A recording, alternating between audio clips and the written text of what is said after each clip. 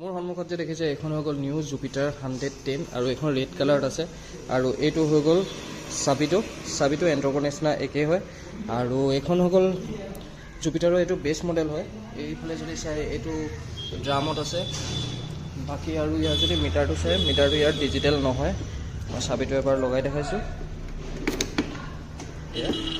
আৰু এই নিউ জুপিটাৰখনত আৰু এটা মেজৰ চেঞ্জ কৰিলে, সেই চেঞ্জটো হৈ গ'ল আপোনাৰ বুট স্পেচ।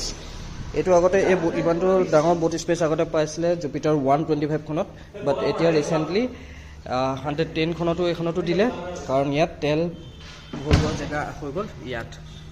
আৰু যদি বেক চাইডৰ পৰা চাই তেনেকুৱা কোনো ধৰণৰ টপ মডেল আৰু এইখনৰ মাজত পাৰ্থক্য নাপায়। বেক চাইডটো ছেমেই হয়, খালি ফ্ৰণ্ট চাইডটোত অলপ এটা চেঞ্জ আছে, কাৰণ ফ্ৰণ্ট চাইডে ইয়াত LED লাইটটো নাই।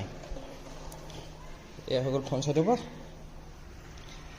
আৰু ৰেড কালাৰত কেনেকুৱা লাগিছে জুপিটাৰখন কমেণ্ট কৰি জনাবলৈ